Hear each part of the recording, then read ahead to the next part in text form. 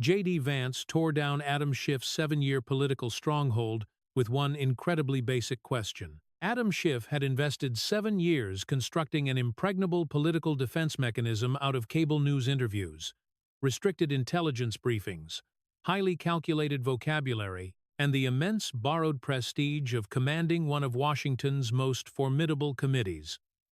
However, that entire foundation began to fracture the moment JD Vance delivered an inquiry so fundamentally simple that no platoon of media consultants, legal advisors, or network producers could engineer a secure response. This specific question did not rely on convoluted legal statutes, classified espionage tactics, or dense constitutional debates. Vance recognized that Schiff's ultimate shield had always been his reliance on complexity, the strategic ability to bury a fragile assertion underneath 10 layers of bureaucratic procedure until the audience simply forgot the original claim. This time around, there would be no procedural smokescreen, no theatrical indignation, and no endless grandstanding about systemic dangers. Instead, there was a single assertion, one clear demand, and one bare table where the definitive proof was expected to finally materialize. Yet, before reaching that climactic juncture, Vance had to methodically strip away every single alibi the official had spent years refining. The defining metric at the heart of this confrontation was 53, the reported number of times Adam Schiff went on national television to guarantee the American public that he possessed concrete evidence linking Donald Trump's political campaign to Russian interests. Schiff never positioned himself as a mere talking head scanning the daily papers in a studio green room. Average commentators do not preside over the House Intelligence Committee, nor do they hold clearances for top-secret briefings, or project the formidable institutional gravity of Congress with every carefully spoken syllable. He consistently deployed phrasing that implied first-hand verification rather than casual conjecture, leading millions of citizens to naturally conclude that the chairman was privy to dark secrets shielded from the public eye. This widespread assumption was not some tragic misinterpretation born from inattentive viewers. It was the fundamental value of platforming him on television in the first place. Fast forward through 3 massive federal probes, and that grandiose guarantee had withered into a pile of caveats, semantic nuances, and rhetorical escape routes. Robert Mueller dedicated 22 months, deployed dozens of investigators, fired off thousands of subpoenas, executed hundreds of search warrants, and yet failed to establish that the Trump campaign colluded or coordinated with the Russian state in the manner Schiff's public theatrics had led the nation to anticipate. Furthermore, Inspector General Michael Horowitz formally documented 17 major flaws or omissions regarding surveillance applications, while John Durham subsequently determined that the Federal Bureau had initiated its probe lacking sufficient factual justification. These critics were not anonymous internet bloggers or fiercely partisan radio broadcasters lobbing inconvenient queries from the margins. They were formal, rigorous investigations ripping through the very institutional machinery that Schiff had previously treated as unimpeachable whenever it aligned with his storyline. Ultimately, the House of Representatives delivered a formal censure against Schiff with a 213 to 209 vote, a severe reprimand that would have traditionally obliterated the public credibility of a less insulated politician. Yet, he did not step away, offer remorse, or even slow down, primarily because the Capitol has engineered a unique ecosystem where complete failure can be swiftly rebranded as heroic bravery, provided the right broadcasting channels keep inviting the disgraced official on air. A year and a half later, he strutted into the Senate chamber, carrying the censure behind him like an expired parking citation that polite society agreed to ignore. That upward trajectory elevated the stakes of this hearing far beyond a standard partisan dispute. JD Vance was not interrogating a retired committee chairman who had already suffered a career-ending blow.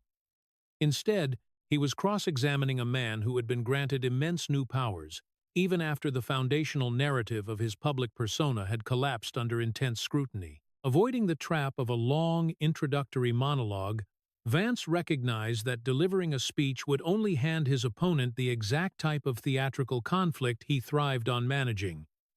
Instead, he directly questioned whether Schiff's past declaration that the proof was in plain sight was rooted in classified data exclusively accessible to him as chairman, or if it merely stemmed from details the general public already possessed. The response offered was that his broadcasted assertions leaned heavily on publicly accessible data, citing the Trump Tower gathering and widely reported dialogues between campaign staff and foreign intermediaries. While that reply appeared legally safe, it systematically dismantled the aura of secrecy that had lent his prior pronouncements such devastating weight.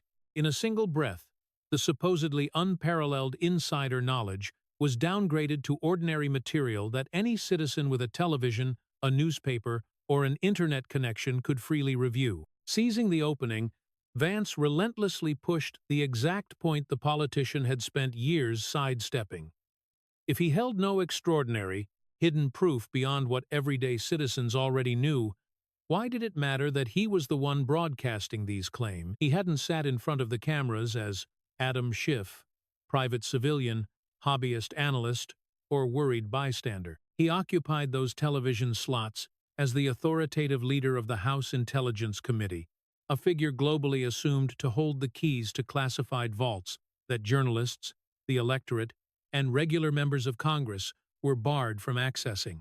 Whenever he told the cameras he had seen direct evidence, the American populace did not assume he was just reacting to the same evening news segments they were watching. They firmly believed a top-tier intelligence authority was subtly verifying, without revealing state secrets, that the most volatile political indictment in modern American history was absolutely factual. This specific distinction proved to be ruinous because it laid bare the cynical mechanism driving the entire performance. While he might retroactively argue that his sources were public all along, the immense governmental prestige linked to his office transformed those common news fragments into what sounded like classified validation. He was fully aware of this difference. The broadcasting networks knew it, and every single media producer who placed the Intelligence Committee chairman banner under his face understood it perfectly. Stripped of that prestigious title, he was merely another partisan operative interpreting incomplete news stories. Armed with the title, however, he became the ultimate authority, assuring the nation that the unseen realities were far more sinister than what the public eye could perceive.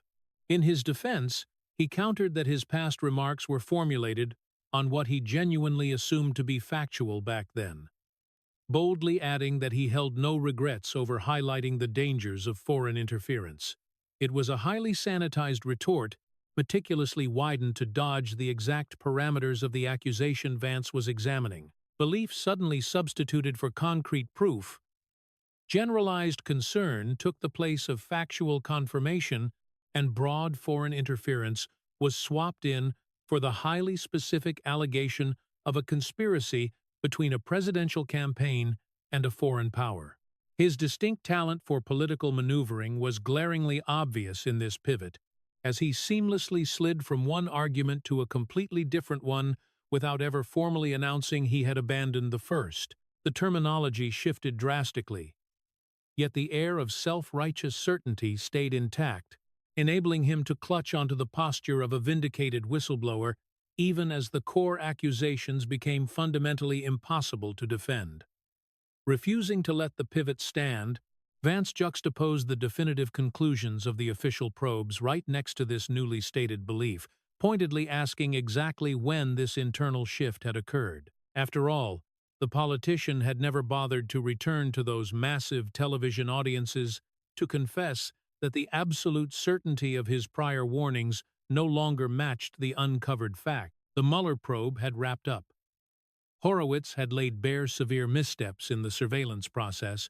Durham had fundamentally undercut the core justification for the federal inquiries. Yet he had effortlessly advanced to the next media controversy without ever settling his past accounts. He retorted that the initial public record sufficiently warranted the probes, and that overseas meddling remained a valid worry. This was yet another slippery transition, morphing the burden of proving actual collusion into merely defending the initial choice to launch an investigation. Those two concepts are completely different claims, and no amount of slick professional confidence can make them identical. Rather than endlessly arguing the semantics, Vance let the glaring substitution hang in the open, fully aware that the upcoming phase of the interrogation would compel his opponent to answer not just for his internal thoughts, but for the tangible damage his rhetoric had inflicted upon the country. At this juncture, the scale of the confrontation expanded dramatically, moving away from the insular procedures of Washington and focusing intensely on the heavy consequences these relentless narratives had imposed on everyday Americans. Over several years, families had engaged in bitter disputes over Russia. Long-standing friendships had fractured, and individuals who had never once laid eyes on an intelligence report were aggressively lectured that doubting Adam Schiff meant ignoring an active betrayal of the nation. This nationwide panic wasn't fueled by accessible data that citizens could independently verify.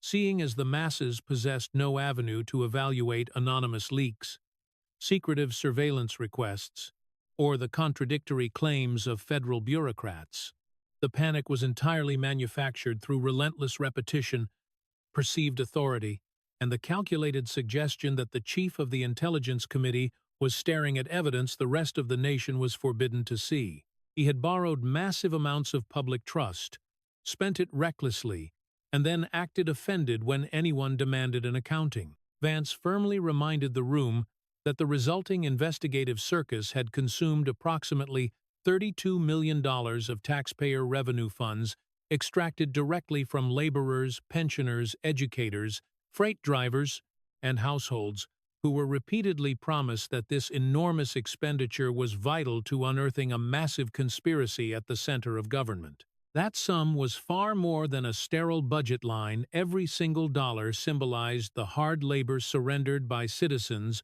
who expected their federal institutions to separate factual evidence from political obsession. Predictably, Schiff immediately rejected any suggestion that he was responsible for the nation's political division, asserting that deep-seated hostility had thrived long before his television campaign began. While technically true in a vacuum, this defense completely missed the point. Vance wasn't accusing the official of inventing political conflict from nothing. He had accused him of dumping institutional fuel onto an existing fire, all while masquerading as the sober official holding the extinguisher. It was then that Schiff delivered the most potent counterattack he had offered all day, and Vance displayed the disciplined restraint not to pretend it lacked force. Schiff fiercely argued that his previous House censure was purely an act of partisan retaliation, loudly condemning Republicans for shielding Donald Trump instead of defending the country. He pointed emphatically toward the sprawling fallout of the Mueller probe, proudly highlighting 34 indictments, multiple guilty pleas, and the federal facility sentences handed down to figures within the previous administration's orbit. The campaign chairman had faced conviction, the national security advisor had admitted to making false statements, and the president's former attorney had gone to a federal penitentiary.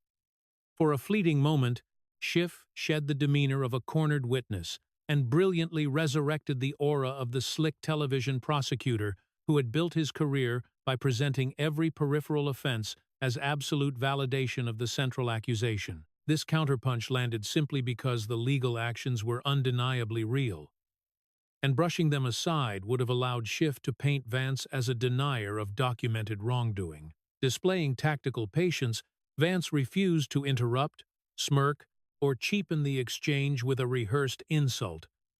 Recognizing that a formidable defense must be fully acknowledged before it can be dismantled, he allowed the impressive roster of legal victories to stand in full view, then sliced the debate down to the only question that truly mattered. Out of those 34 highly touted indictments, he asked, how many actually charged anyone with the specific conspiracy Schiff had repeatedly described to the American public?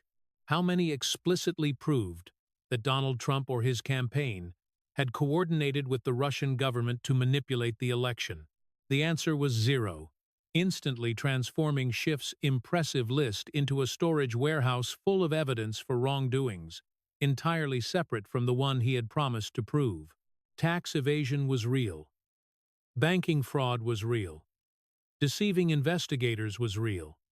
And process violations remained actionable offenses, but absolutely none of them converted into an indictment for the alleged conspiracy that had dominated his 53 broadcast appearances.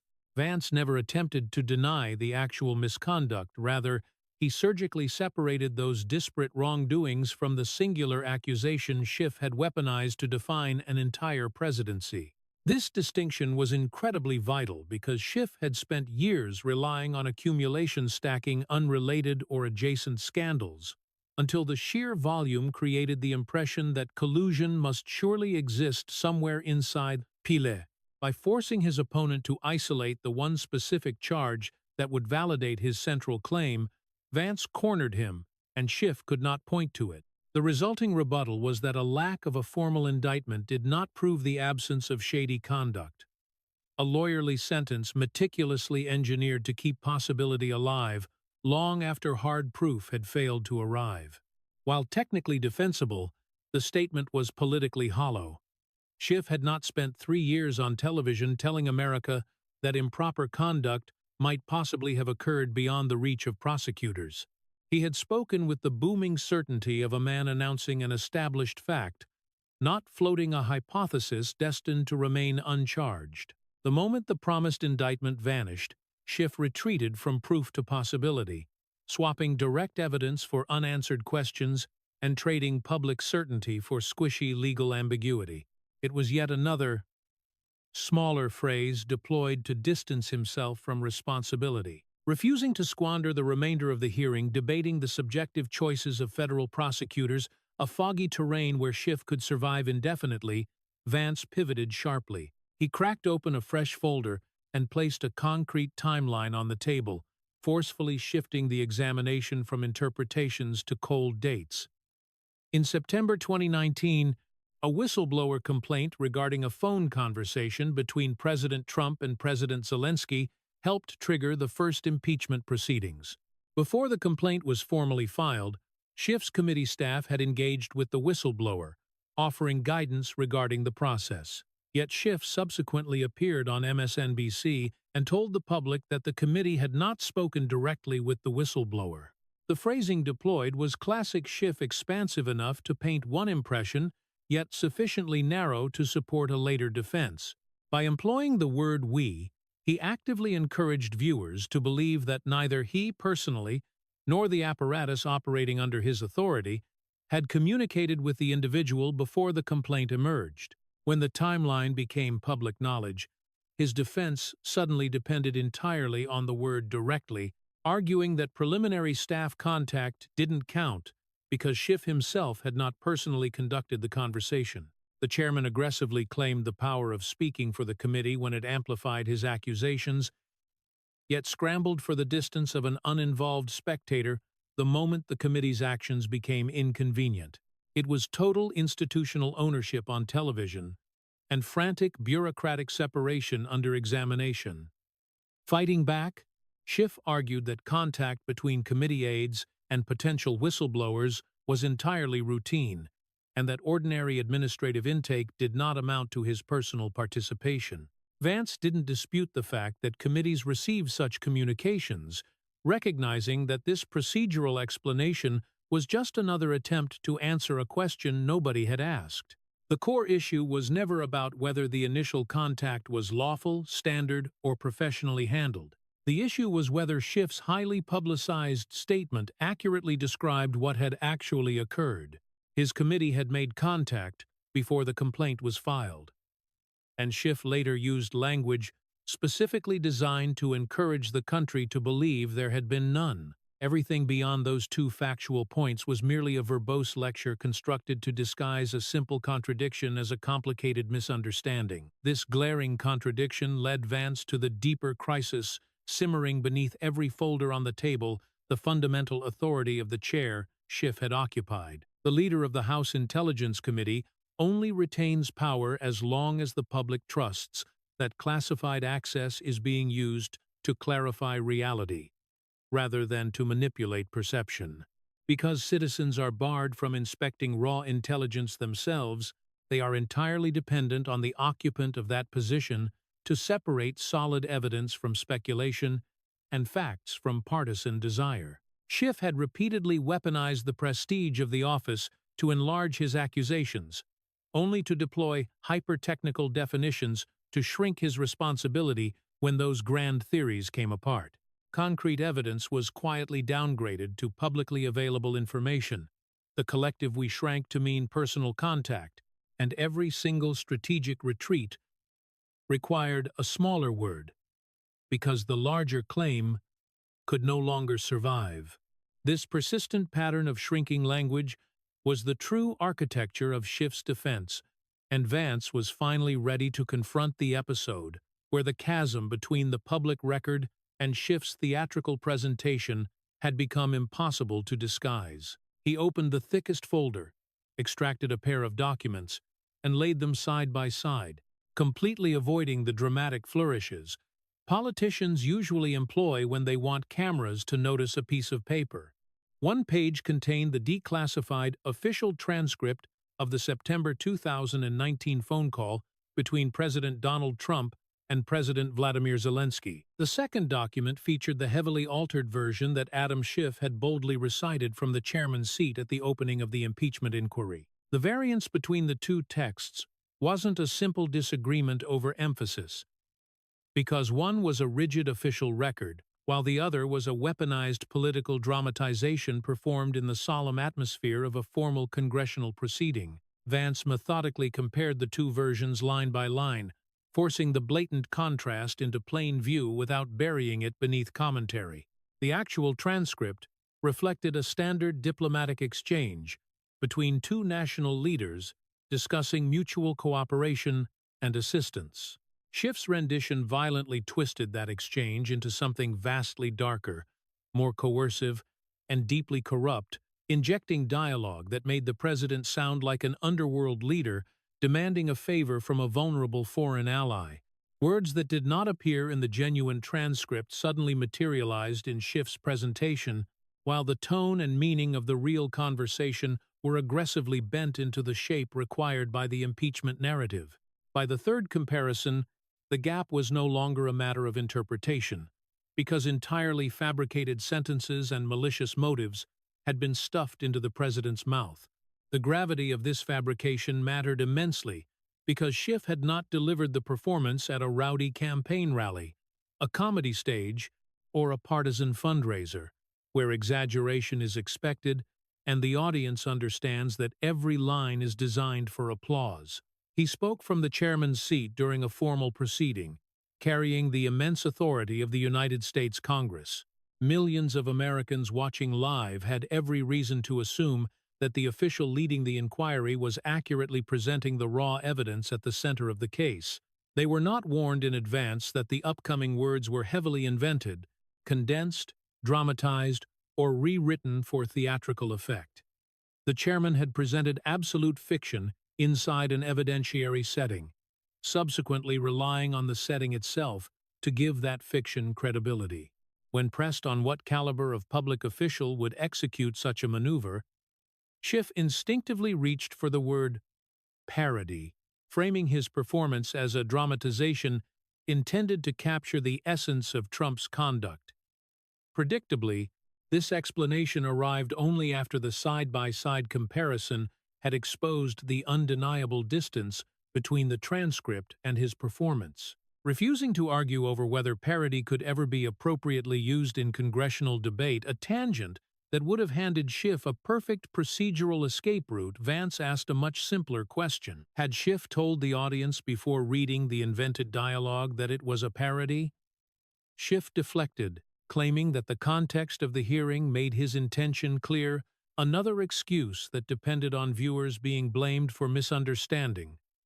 A performance perfectly designed to be understood exactly as Schiff wanted.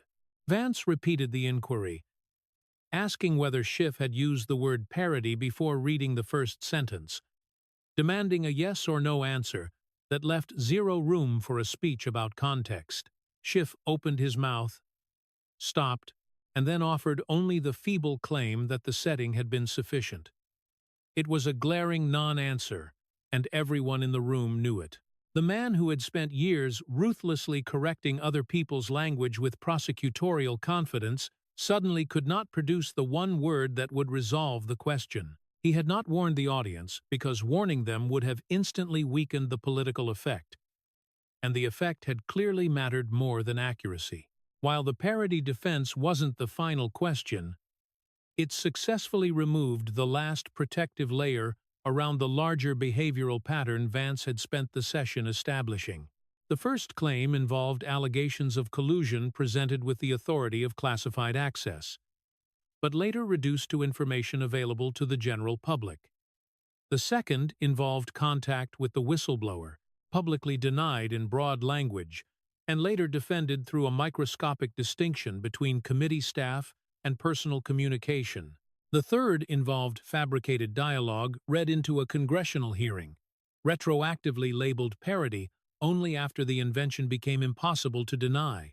Different controversies, different dates, and different excuses, yet the exact same method appeared every single time: enlarge the accusation, harvest the political benefit, then retreat into smaller language when challenged.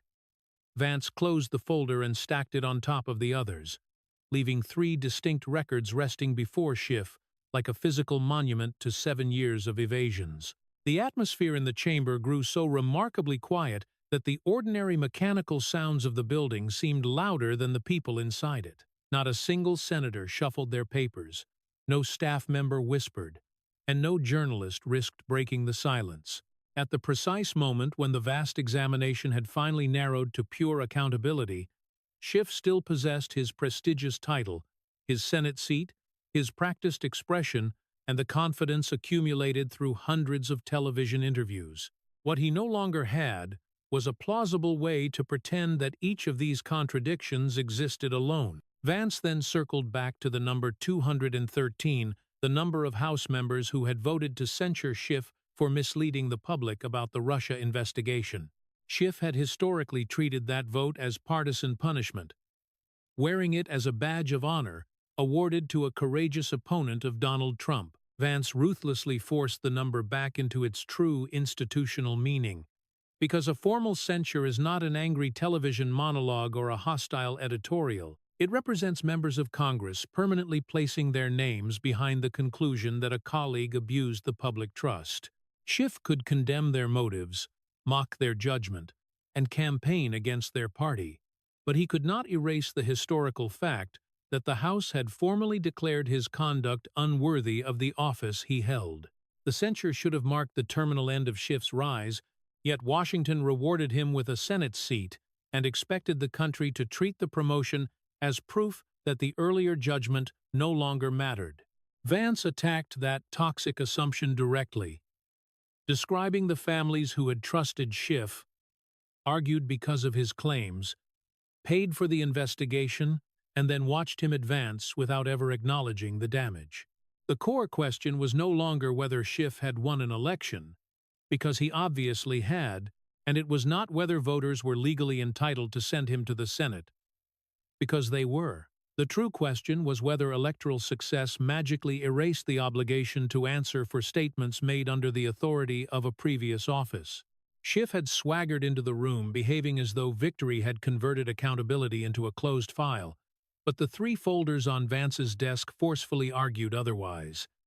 Leaning forward, Vance stripped the entire 7-year controversy down to the singular demand Schiff had never been forced to satisfy in public. He did not ask whether Russia interfered in the election, whether peripheral figures connected to Trump had committed unrelated offenses, whether the Federal Bureau possessed enough concern to investigate, or whether Adam Schiff genuinely believed his motives were honorable. He flatly asked for the evidence of collusion Schiff had repeatedly claimed to possess, the exact evidence he had presented as visible, direct, and sufficient to justify years of national suspicion. Could he produce it for the committee that day and place it on the table where everyone could examine it? The challenge landed without any rhetorical ornament, and for the absolute first time, Adam Schiff had nowhere smaller to hide. His right hand moved toward the microphone and stopped halfway, as though his body had begun a defensive reaction that his mind could not complete. He shot a desperate glance toward his supporting aide, but no magical note, folder, legal distinction, or emergency talking point appeared. He nervously adjusted his glasses, shifted his weight in his chair, dropped his gaze to the table, and then looked back at Vance while the brutal seconds continued accumulating. 10 seconds passed, then 11, then 12. Each ticking second inflicted vastly more damage than a full paragraph of accusation, because Schiff had spent 7 years insisting that the evidence was real. For the very first instance in the hearing, and perhaps for the first time in the entire public controversy that had defined his career, Adam Schiff answered with absolute nothingness. Vance didn't gloat over the silence, repeat the question, or launch into a triumphant closing speech that would have handed Schiff an opportunity to recover by whining about theatrical politics. He simply snapped his 3 dossiers shut, stacked them with cold precision, aligned the edges, and calmly stated that he had no further questions. That icy restraint compounded the devastation for Schiff, because Vance behaved as though the matter was entirely settled and required no additional decoration. The ultimate demand had been issued, the grand opportunity to produce the evidence had been provided, and the official who had sworn for years that the proof existed had answered with 12 uninterrupted seconds of pure void. Pushing back his chair, Vance stood and walked out of the chamber without turning around, leaving Adam Schiff marooned before the cameras, with no accusation left to attack, and no sentence strong enough to replace the reality of what had just occurred.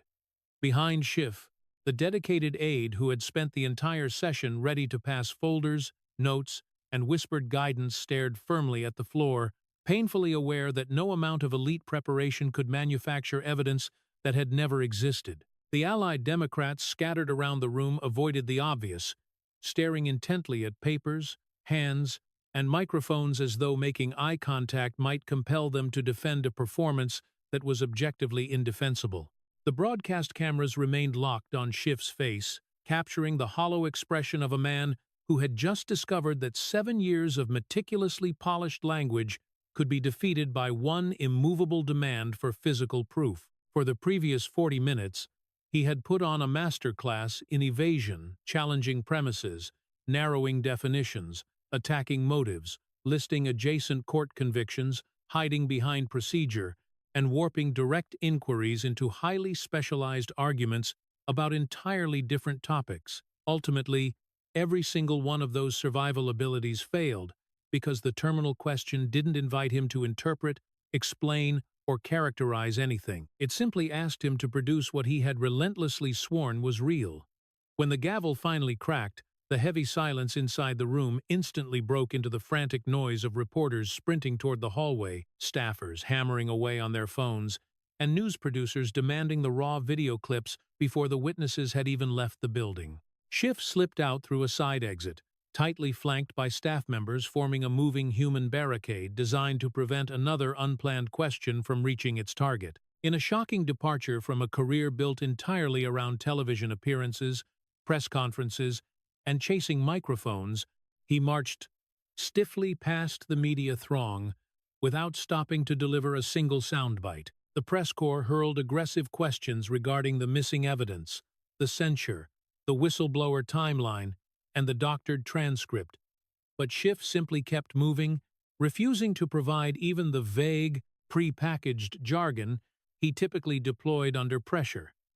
The heavy silence that was born at the witness table clung to him into the corridor, and every unanswered question made those earlier 12 seconds of dead air look less like a temporary hesitation and more like the absolute expiration date of his entire defense strategy. Within hours, the formidable political protection surrounding Schiff began to show visible cracks, not heralded by dramatic betrayals, but through the deeply coded, cautious rhetoric that Washington elites deploy when they realize defending an ally has become far more expensive than abandoning him. 3 high-ranking Senate Democrats, who had previously championed his bid for an intelligence leadership slot, issued eerily synchronized statements, suggesting the committee might benefit from a fresh perspective. They didn't explicitly accuse him of lying, because seasoned politicians rarely slam a door while admitting their hands are on the knob. They opted for sterile phrases designed to sound procedural, calm, and impersonal. But everyone understood exactly what the translation meant. Adam Schiff had spent years demanding to be viewed as the indispensable authority on intelligence, and now his own party members were politely indicating that the institution might function better with someone else holding the reins of power. By the following morning, a senior Democratic member of the Judiciary Committee appeared on CNN and was flatly asked whether Schiff had misled the public. She paused, stated firmly that Schiff needed to answer those questions himself, and aggressively changed the subject, a response remarkable not for what it contained, but for the lifeline it actively refused to throw. For 7 straight years, Democratic officials had formed a reflexive, impenetrable shield around Schiff, instantly framing any skepticism of his claims as proof that the critic was protecting Trump or minimizing Russian aggression. Now, given an underhand pitch on the exact network most closely associated with Schiff's television rise to deploy that same defense, one of his own colleagues had completely declined. The collective political tone had radically shifted from ironclad certainty to chilly distance, moving from a unified front to brutal personal responsibility, and Schiff was abruptly told to explain himself without the party's protective umbrella. The man who had historically spoken as the institutional voice of Congress was now being handled as an isolated problem. The very same networks that had hosted Schiff again and again began looping the devastating hearing clip on endless repeat, highlighting the specific question, the hovering hand, the painful hesitation, and the agonizing silence. The segment was so viscerally destructive that it didn't even require elaborate pundit commentary to explain. The viewing public didn't need a background in surveillance law, intelligence classification protocols, or congressional procedure to process the grim reality. Playing out on their screens, a sitting senator had demanded the smoking gun from the man who swore he held it, and the man came up completely empty. Before the day was out, the snippet spread across social media like wildfire, collecting millions of views and eliciting a unified groan of vindication from citizens nationwide. Finally, someone had stepped up and asked the exact question that a complicit media apparatus, anchor desks, and partisan allies should have hammered him on years earlier. As the week drew to a close, an independent ethics watchdog group, one that had ironically defended Schiff's free speech rights in previous skirmishes, formally lodged a severe complaint. Their filing didn't bother relitigating the endless partisan mudslinging of the past 7 years, because the raw transcript from the hearing offered a much cleaner, streamlined angle of attack. The organization highlighted a chronic, undeniable pattern of deliberate misrepresentation and demanded that Schiff clarify his actions under oath, strictly forbidding him from hiding behind the cozy confines of another cable news appearance. This demand struck directly at his absolute weakness. Because the television studio was his sanctuary, it allowed him to aggressively redirect, compress complex realities, dramatize his anger, and bolt for the exit before anyone could check his math. Trapped in a sworn deposition, boxed in by physical documents and unforgiving dates fixed in the record, his trademark linguistic shrinking routines would be utterly useless. Over his tenure, Schiff had miraculously weathered the brutal House censure, the underwhelming Mueller finale, the damning Horowitz disclosures, the harsh Durham autopsy, endless waves of criticism, and a bruising Senate run that should have forced a total reckoning of his public history.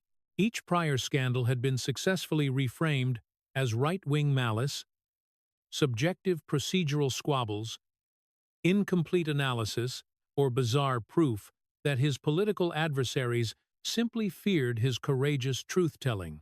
Massive reports were selectively quoted, legislative condemnations were dismissed as tribal retaliation, and damning legal conclusions were smothered under chaotic arguments about theoretical conduct that federal prosecutors had never formally charged. But dead air was an entirely different beast, because pure silence cannot be spun, retrofitted, or rewarded after the fact without inadvertently reminding the audience of the exact cowardice that birthed it. 12 seconds of visual paralysis required zero interpretation, and every single time the clip replayed, the unanswerable question echoed louder, completely locking down Schiff's ability to escape into a different subject. 7 years of relentless grandstanding had produced 53 high-profile television appearances, 3 sweeping federal probes, a historic reprimand, and a newly minted Senate badge that Schiff wore as a shield of validation. Yet, that entire towering legacy collapsed under the weight of one solitary demand that required zero security clearances, legal degrees, or partisan allegiance to comprehend. Just produce the evidence, show the committee what had been seen, and let the public see the truth you promised them. Schiff could scream about adjacent court convictions, justify the necessity of the federal probes, demonize the opposing party, shout about overseas hackers, and aggressively market his own deceit as patriotism, but none of those frantic deflections materialized the one crucial item that was missing. The absolute proof he had endlessly sworn by was entirely absent from the table, and that gaping void proved vastly more devastating than the fiercest accusation he had ever delivered from a pristine broadcast studio. For years, millions of Americans operated under the horrifying assumption that their president was a compromised asset controlled by an adversarial superpower exclusively because the chairman of the Intelligence Committee stared into a camera and promised he had seen direct evidence. Dinner tables turned into battlegrounds, lifelong bonds were severed, faith in the democratic electoral process cratered, and an ocean of taxpayer capital was incinerated, all while Schiff's unwavering certainty became a toxic, permanent fixture in national political life. Finally, that exhausted public was treated to the spectacle of the grand illusionist being stripped of his media filters, anonymous leakers, and dramatic paraphrases, and bluntly asked to present the goods. He completely failed. And it wasn't because Vance laid an unfair trap, or because Schiff suddenly lacked his legendary speaking abilities, but because no amount of elite linguistic acrobatics can manifest fake evidence onto a physical table. Adam Schiff had simply spent 7 long years talking faster than accountability could run.